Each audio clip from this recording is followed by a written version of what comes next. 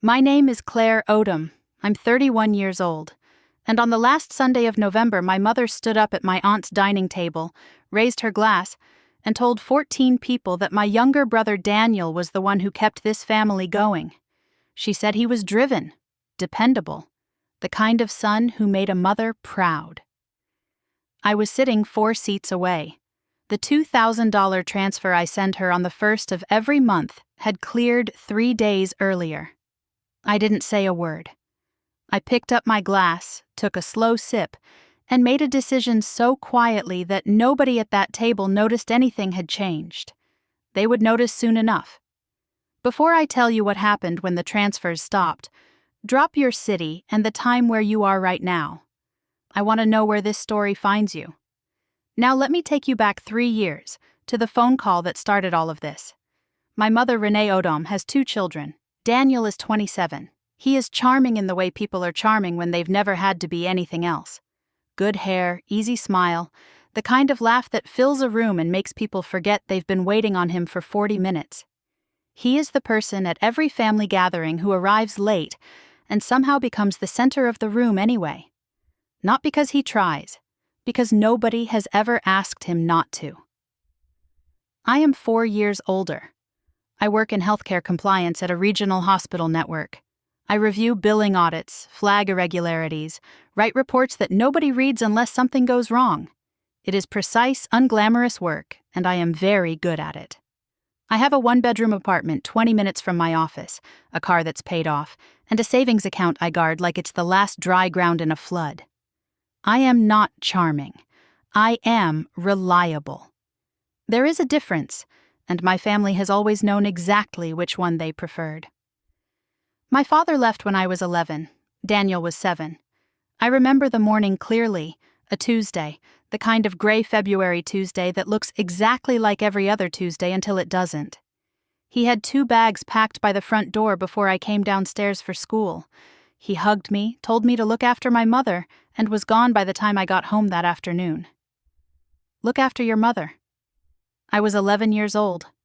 I took that sentence seriously, in the way children take sentences seriously when adults hand them weight they don't know how to put down. I started making dinner 3 nights a week. I learned to read the electric bill. I stopped asking for things that cost money because the particular tension in my mother's face when I asked had started to feel like my fault. Daniel was 7. He didn't get the same instructions. He was the baby. He needed protecting. And my mother, who loved us both in the way people love what they can't afford to lose, found it easier to let me help than to let him grow. That pattern ran for 20 years before I understood what it was. My mother worked 2 jobs for a while after my father left. A medical records position during the day and a retail shift on weekends. She was tired all the time. Not the kind of tired that sleeps, the kind that sits behind your eyes and makes everything cost a little more effort than it should. I watched her spend herself down year by year and told myself that one day I would be in a position to help, that one day I would make it easier. What I didn't understand then is that one day has a habit of becoming every day. Her knee surgery came in 2019. Meniscus repair, clean procedure, straightforward recovery if you didn't push it. She pushed it. She was back at work in 4 weeks because the idea of not working made her more anxious than the pain did. By the end of that year, her mobility had limited enough that her hours were reduced. Her income dropped, and the gap between what she had and what she needed opened like a slow crack in a wall. I watched it happen, and I did what I always did. I filled the gap. It started at $400 a month. Electric and water, because those were the ones she mentioned, the ones she said were hard to predict. I set up a recurring transfer and stopped thinking about it as a choice. It was just a thing I did. The first of the month, $400, done. Then her car insurance lapsed, and she mentioned it the way she mentioned most things she needed help with. Sideways, not directly, in the middle of a sentence about something else. Her insurance had gone up, she said. The rates were something else. She didn't know how people managed. I called the insurance company and added her to a plan the next morning. Then Daniel's phone bill appeared on her account. Not because anyone asked me. Not because there was a conversation. It was just there 1 month when I looked at the breakdown. a second number on the family plan I had added my mother to 18 months earlier. I called her about it. She said Daniel had been having a hard time. His job situation was uncertain. She'd told him he could use her plan temporarily until things settled. Temporarily. I said, okay. Things did not settle. Or they settled into the new shape of things, which was that Daniel's number stayed on the plan and nobody mentioned it again. By 2021, I was sending $2,000 every month on the first. Not because anyone sat down with me and asked for $2,000. It had grown the way these things grow. Incrementally, reasonably, each addition making sense on its own until the total had become something I would never have agreed to at the beginning. I had agreed to it one small piece at a time, which is not the same thing, but felt close enough to consent that nobody thought to question it. My mother never asked where it came from. She never asked if I could afford it. She never asked what I was giving up to send it. She received it the way people receive things they have come to expect. Not with gratitude exactly, but without surprise. She did, however, always know when it was late. One month I transferred on the 3rd instead of the 1st because my own rent had hit at an awkward time. A timing issue, nothing more. I had the money. I just needed 2 extra days. She called me that evening, not to check in, not to ask if everything was okay. Her voice was tight in the particular way it got when she was managing something she considered a problem. She said, "Claire, I budget around that money." "I know, Mom. It'll be there by Friday." "I've already had to move things around." "I'm sorry. It's just a couple of days." A pause. Then, "Daniel never makes me chase things down." I held the phone against my ear. Quiet. "Daniel doesn't send you anything, Mom." Silence on her end. Then, softer. "That's not fair. He helps in other ways." I didn't push it. I transferred the money that night instead of Friday. I lay awake for a while afterward thinking about what she'd said. Daniel never makes me chase things down, as though what I was doing was a favor I owed her rather than a choice I was making, as though the measure of reliability was speed, not substance. I thought about it and then I let it go, which was what I always did.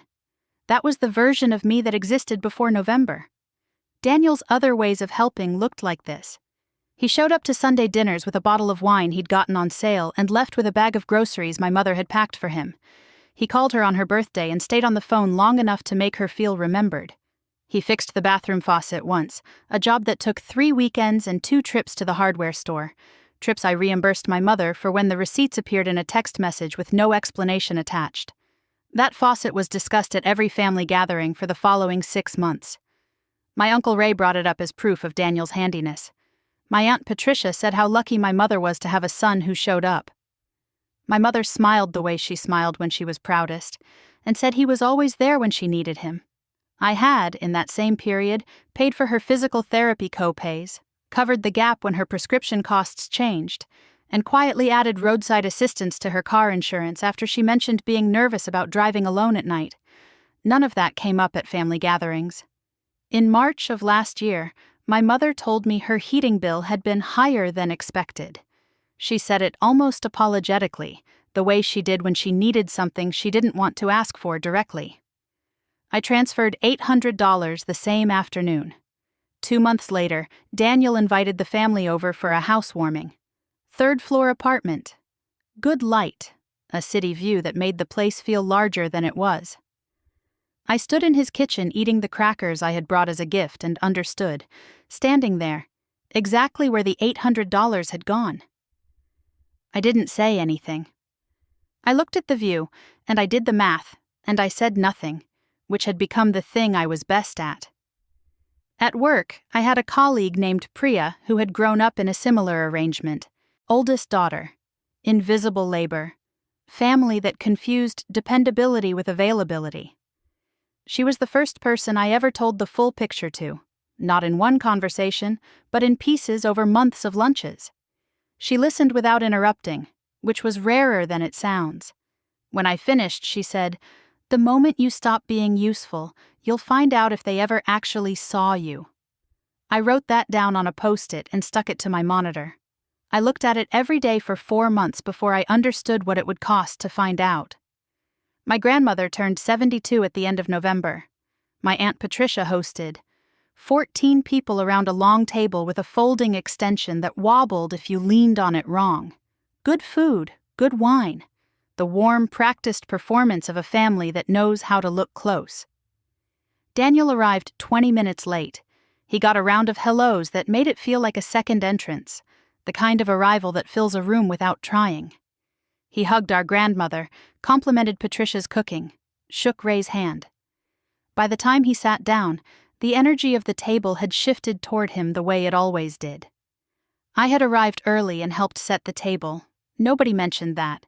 Midway through the meal, my Uncle Ray started talking about the economy, about how hard it was for young people to build anything stable, about how proud he was when he saw someone doing it anyway. My mother set down her fork. She looked at Daniel across the table with an expression I knew from childhood, that particular brightness, that warmth she kept for him the way people keep good dishes for company. "Daniel is doing so well," she said, clearly, loud enough for all 14 people to hear. "I just want everyone to know that. He is so driven. He keeps this family going." A few aunts nodded. My grandmother smiled. "He checks on me constantly," my mother continued, "always there when I need him. I honestly don't know what I'd do without him." Daniel smiled into his plate with the practiced modesty of someone who had heard this before and had learned not to correct it. I looked at my mother. She didn't look at me. Not when she talked about dependability. Not when she talked about who she'd be lost without. Not when 3 of my aunts murmured agreement, and my Uncle Ray raised his glass in Daniel's direction. I was 4 seats away, and I had never been further. The $2,000 that had cleared on the first sat between us like something she had decided not to see. My grandmother caught my eye from the other end of the table.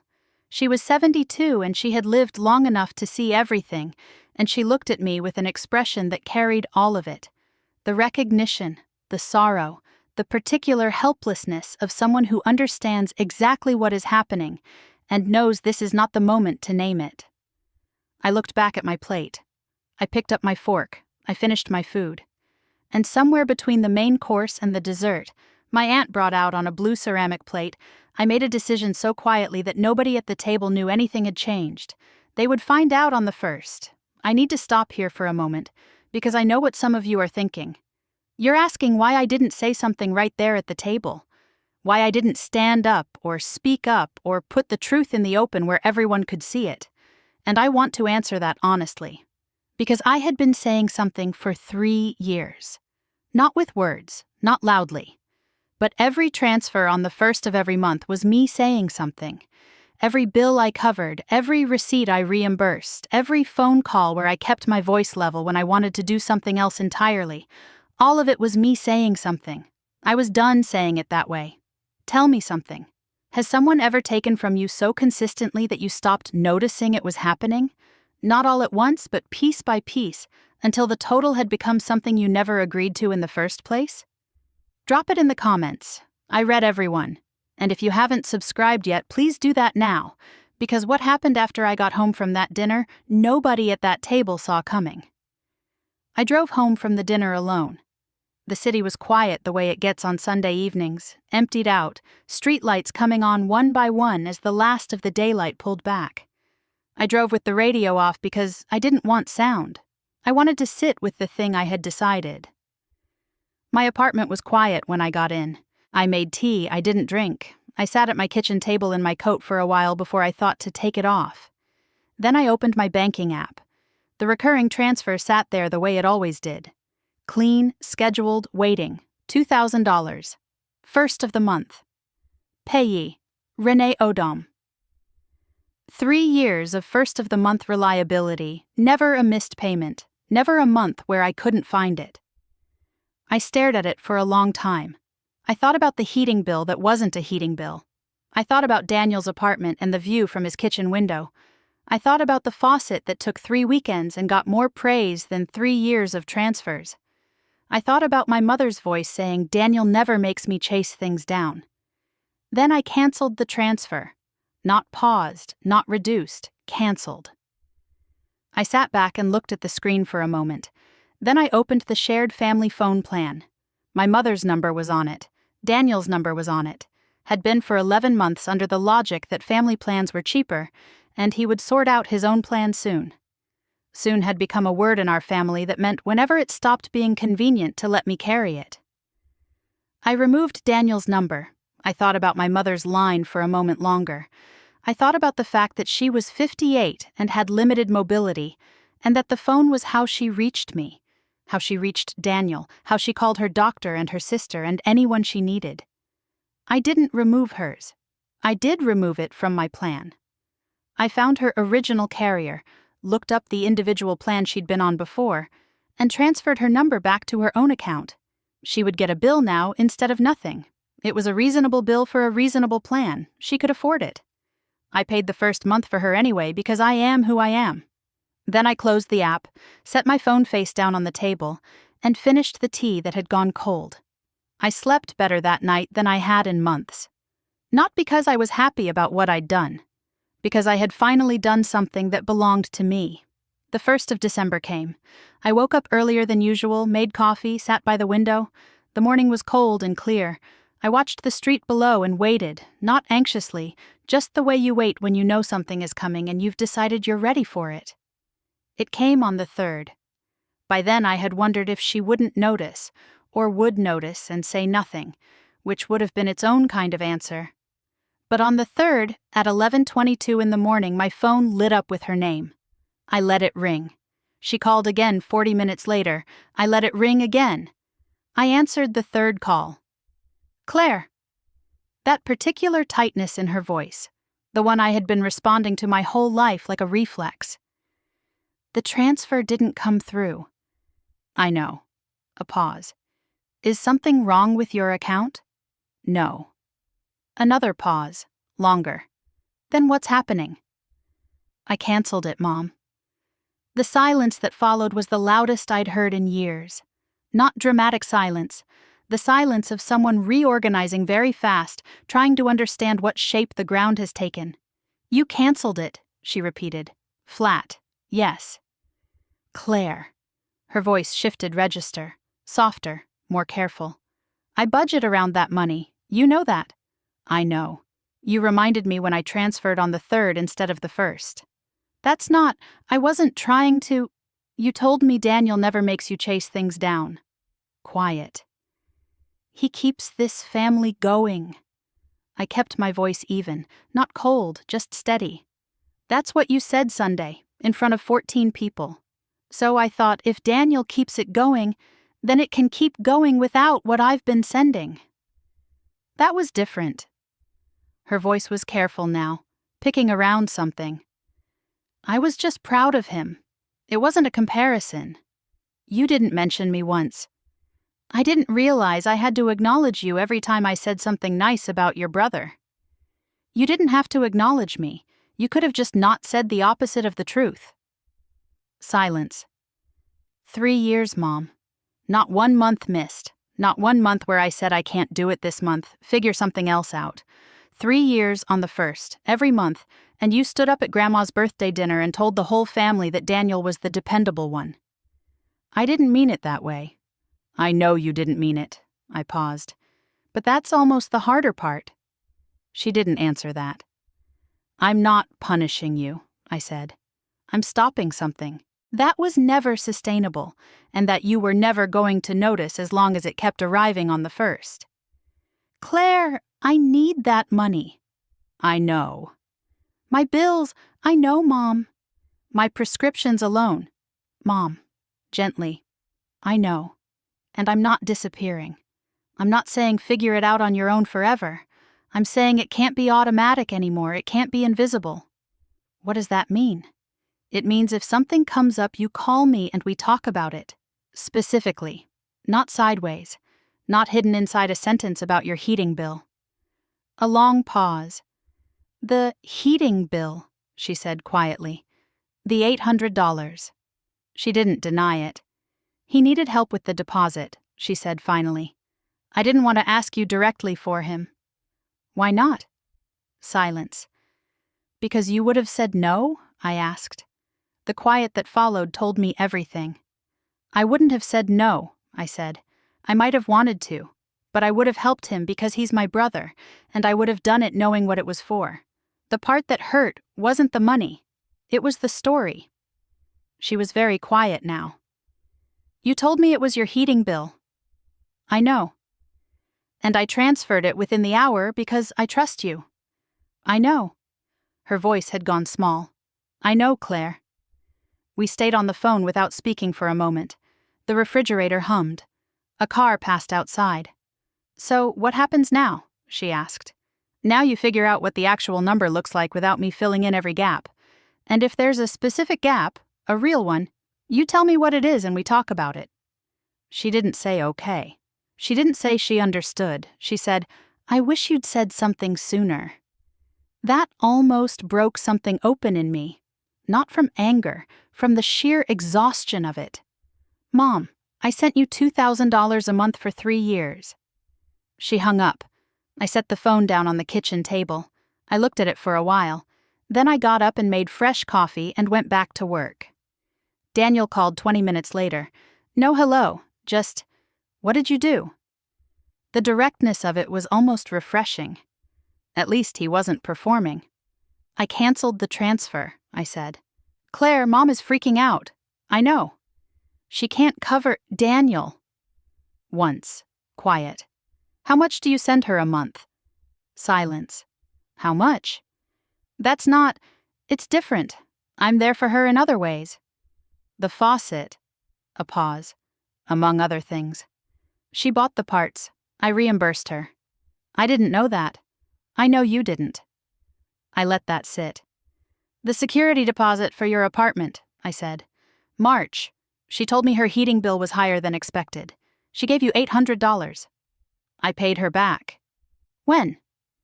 He didn't answer that. I'm not asking to embarrass you, I said. I'm telling you because you've been on my phone plan for 11 months and you probably didn't know that either. A pause. Mom said she'd sorted it. She sorted it by putting it on my account. I heard him exhale. Not defensively. More like someone who has just tripped over something they didn't see and is taking a second to work out how long it's been there. I didn't know all of that, he said. I know you didn't. That's part of what I'm telling you. So what? You're cutting her off because of Sunday.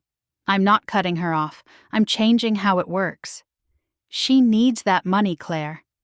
Then maybe you could help with some of it. Silence. Not angry silence. Thinking silence. Which was different, and which I hadn't expected from him. She told everyone you kept this family going, I said. So let's see what that looks like. That's not fair. No, I said. Sunday wasn't fair. This is just honest. He hung up. But not in rage, in the specific way people hang up when they've been handed something they need time to hold. The calls came in waves over the following week. My Aunt Patricia called on Tuesday. My Uncle Ray called on Wednesday. A cousin I hadn't spoken to in 2 years called on Thursday with opinions she had arrived at very quickly for someone with no information. The message was consistent. I was being harsh. My mother was struggling. Family didn't do this to each other. I was throwing something away that I couldn't get back. Not one of them asked what I had been giving for 3 years. Not one of them asked what Sunday had felt like. Not one asked if I was okay. That told me everything the calls were actually about. They weren't about me. They were about the system I had been running quietly for 3 years, and the fact that the system had stopped, and someone needed to fix it. The person they had chosen to fix it was me. As always. I stopped answering calls from numbers I didn't recognize. I texted Patricia once, I love you, I'm not discussing this by phone. She didn't reply. Priya, who had heard every piece of this story over lunch for the past year, listened to all of it on Friday. When I finished, she said, They're not calling because they care about fairness. They're calling because the system broke and they need someone to restart it. She was right. She was almost always right about this. What are you going to do? She asked. Wait, I said, and see who actually shows up. 10 days after I canceled the transfer, my mother came to my apartment. I had not invited her. She had been to my apartment twice in the 3 years I had lived there. She knew the address because I was her emergency contact for every form she'd filled out in the last decade. I heard the knock and looked through the peephole and saw her standing in the hallway in her good coat, the charcoal one she saved for occasions, which told me this visit had been planned and was not impulsive. I opened the door. She looked smaller than she had at the dinner. Not physically, just in the way people shrink when something they were counting on shifts and they aren't sure of the ground anymore. "Can I come in?" she asked. I stepped aside. She came in and looked around the apartment slowly, the way people look at a place they are seeing properly for the first time. The bookshelf, the window with the good afternoon light, the framed print above the couch I'd found at an estate sale 3 years ago. "It's nice," she said quietly. "Thank you." She sat on the couch. I sat in the chair across from her. Neither of us reached for the performance of a normal visit. For a moment, neither of us spoke. Then she said, "I've been thinking about Sunday." I waited. "I didn't say what I said to hurt you." "I know you didn't." Then, "Mom," gently. Not meaning to hurt someone and not hurting them aren't the same thing. She looked at the window. "Do you know what I thought about on the drive home Sunday?" I asked. She shook her head. "I thought about the month I transferred on the 3rd. You called that night and told me Daniel never makes you chase things down." I paused. "I was sending $2,000 a month and you were comparing me to someone who sends nothing, and I sat with that and I transferred the money anyway. Because that was what I did." Her eyes filled. "I'm not saying this to make you feel bad. I'm saying it because I think you don't fully know how long this has been happening. Not because you're a bad person. Because I made it easy not to notice." She wiped her face. "I rely on you." "I know. I have relied on you since you were 11 years old." Her voice broke on that. "You were always the one who just handled things. I don't know when I stopped thinking about what it cost you."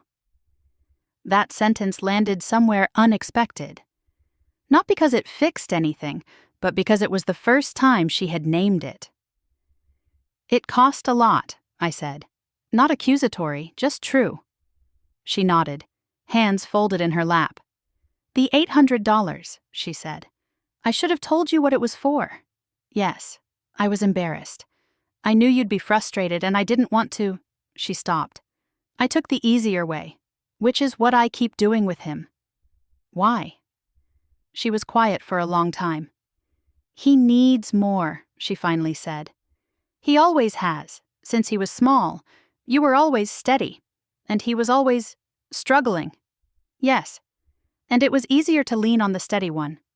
She looked at me. "That's not an excuse?" "No, but it's the truth." "Yes."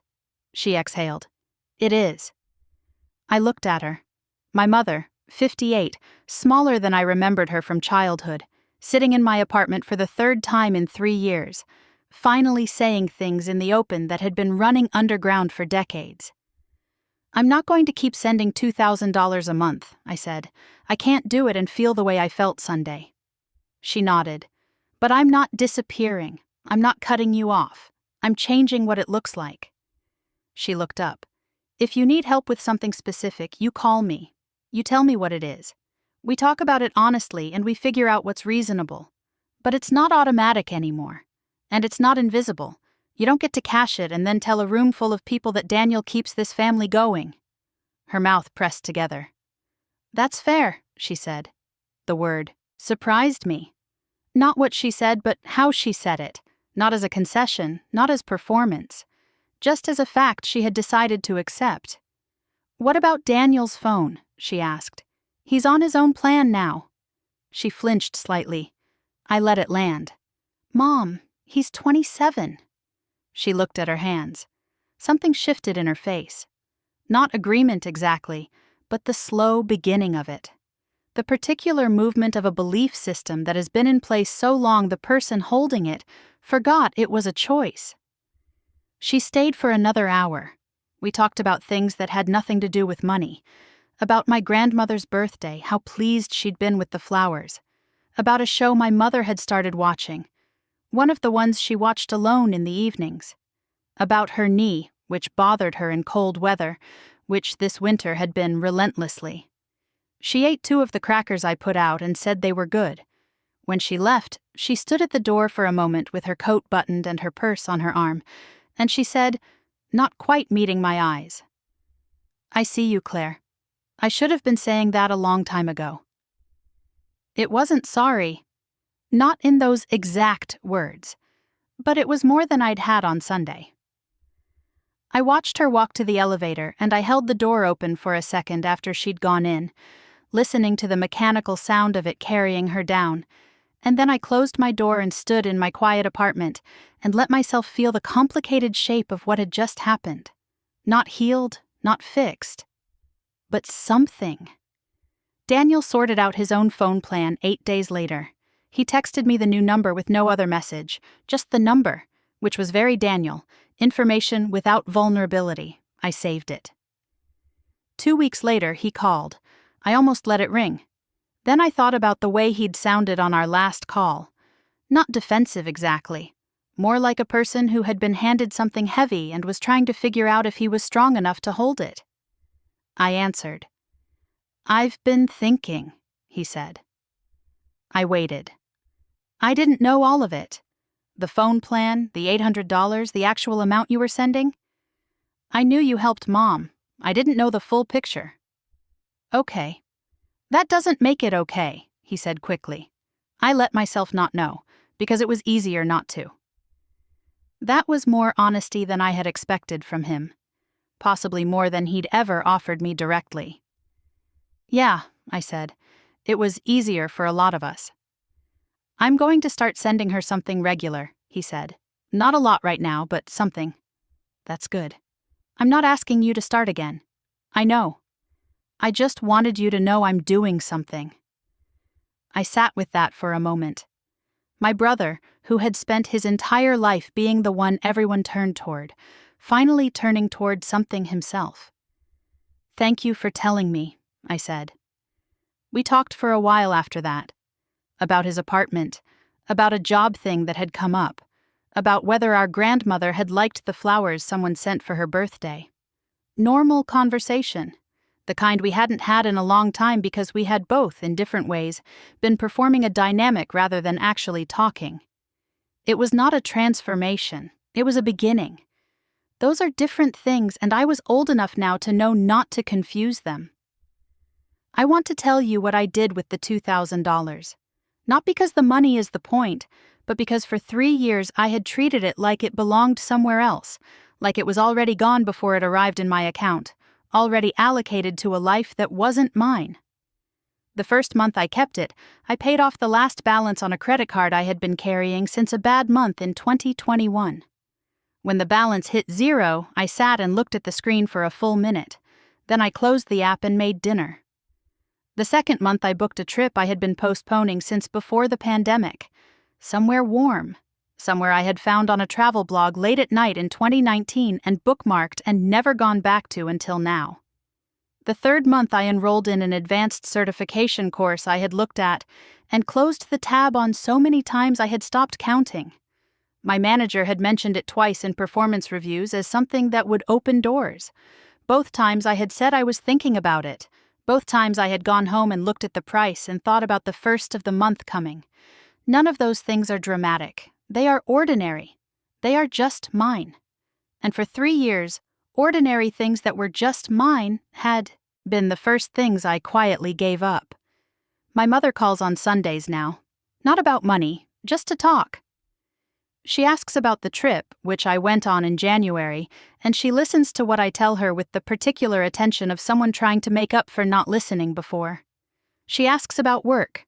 She asks about Priya, whose name she remembered because I had mentioned her more than once, which surprised me until I realized she had been paying more attention than I knew. She mentioned Daniel once last month, said he'd called her on a Thursday for no reason, just to check in. She sounded pleased about it in a careful way, like she knew she was telling me something complicated, and was trying to say it without making it land wrong. "Good," I said. "He sent me some money," she said. "Not a lot, but something." "Good," I said again. She didn't ask me if I was going to start again. I think she understood that question had been answered, and that asking it again wouldn't change the answer. It's imperfect. We are imperfect. Families do not become honest overnight simply because one person stopped absorbing the cost of the dishonesty. There are still moments when she says something sideways about Daniel that I have to choose to let go. There are still moments when I feel the old reflex, the one that says smooth it over, make it easier, fill the gap. And I have to recognize it and set it down. But we are more honest than we were. And I would rather have an imperfect honest relationship than a comfortable dishonest one. I have learned at 31 that comfort and safety are not the same thing. I mistook them for each other for a long time. On the last Sunday of November, I sat 4 seats away from my mother at a table of 14 people and listened to her describe my brother as the one who kept this family going. On the first Sunday of January, she called and said, "How are you?" And I mean really. I told her. She listened. That is where we are. It is not a grand ending. There is no grand ending in real families, not the honest ones. There is just the slow, unglamorous work of changing the shape of things. But the shape has changed. The first of the month comes now, and I don't feel the tightening in my chest that had become so routine I'd stopped noticing it was there. I answer the phone because I want to hear her voice. I send money sometimes when something specific comes up, when she calls me and tells me what it is, and we decide together. It's smaller amounts. It's chosen. It's named. That's the difference. Not the money, not the number, the naming. For 3 years I gave without naming it and let her forget it was being given. Now we both know what it costs. Now we both know what it's worth. If someone in your life has been cashing your effort while crediting someone else, I want to hear from you. Tell me in the comments how you handled it, or how you're still trying to. And if this story found you at the right moment, share it with someone who needs it today. I'll see you next time.